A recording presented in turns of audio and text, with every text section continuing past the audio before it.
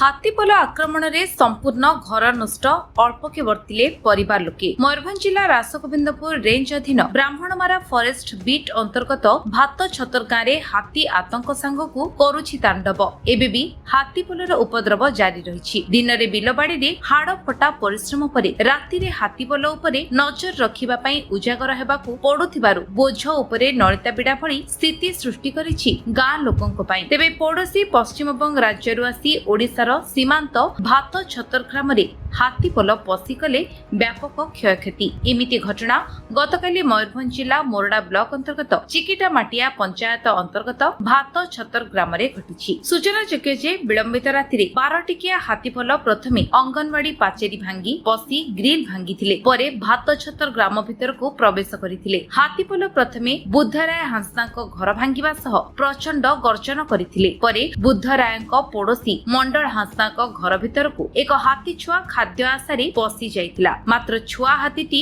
न बाहरिबारु हाथी छुआ को उद्धार पाई हाथीपल घर भांगिबाकु लागिला। तेबे मंडलक घर भितर स्त्री कल्पना सहित 10 वर्षर पुओ सोइथिबा बेले घरर सामना पटु हाथीपल आक्रमण करिथिबा जानि पारि कल्पना पुओ लक्ष्मण को नै पछ कबाट दे घर भितरु बाहरी पाख पड़ोशी घर को पळाइथिले। परे मंडलक घर चारिपटे समस्त हाथीपल घेरी घर को भंगारुजा आरंभ करथिले। दूर रे कल्पना सबु देखि भयभीत अवस्थारे लुचि रहिथिले। एहा व्यतीत सेही ग्रामर जनक घर बारी रे थिबा व्यापक कदली गछ भांगी नष्ट करिथिबा अभियोगरु जणा पड़िछि। अन्यपटे वर्तमान वर्षा ऋतु चलिथिबा बेले प्राय समय रे तुहाको तुहा वर्षा लागि रहुछि। एभଳି स्थितिरे बासशून्य होइथिबा एही परिवार को तुरंत सरकारक पक्षरु सहायता राशि प्रदान सहित सरकारी योजना रे बासगृह जोगाई देबाकू क्षतिग्रस्त परिवार एवं ग्रामवासी निवेदन करिथिबा बेले स्थानीय विधायक तथा मंत्री हस्तक्षेप करबाकू अनुरोध जणाइछन्ति।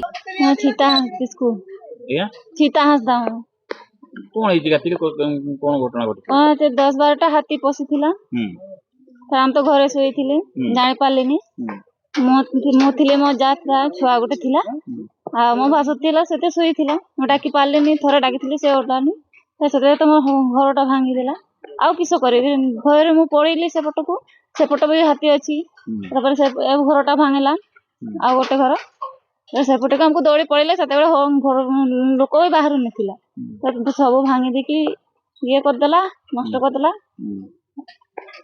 केते भयभीत अवस्था के थिले केते डोली थिले डरे थिला आ किसो काबा कहथुला आ किसो करबा तो सरकारी सहायता किछि पाइलेनी आवेदन करचंती। हां आसीथिला जे टंका के सहायता मिलिनी परपनासदा कोन हितला गातिका केते हाथी आस्ले कोन केते भयभीत अवस्था हे कोन हितला घटना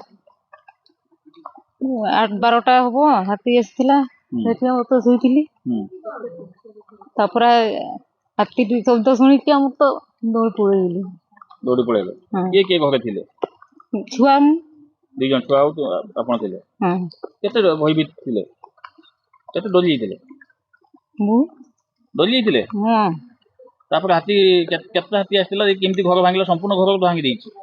हां सब एठी बांगला तापर हम तो से पटे जाई नेकी पड़ी गोटा हाथी छुआ पस देइतला पर हां घर भीतर पस देइतला जोति पई हाथी माने एठी चारि कोर घेरी हां हां भांगी के घर भीतर के पसिथिला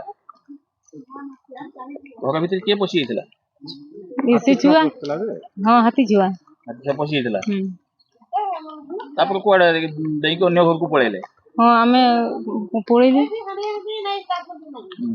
संपूर्ण घर भांगी देछि। हां सब एटा कोन चाहिबे कोन दाबी रखिबे हमर तो चावल भी नहीं सब खाई शेष कर देछि हमर डुप्टी किछि नै। सरकार सहायता पाइलोनी टंका पाइलोनी सरकार आवेदन करिछो हां काली देखि की जाइछि। मयूरभंज खासराम बेहरा रिपोर्ट विश्व विजय न्यूज ओडिशा।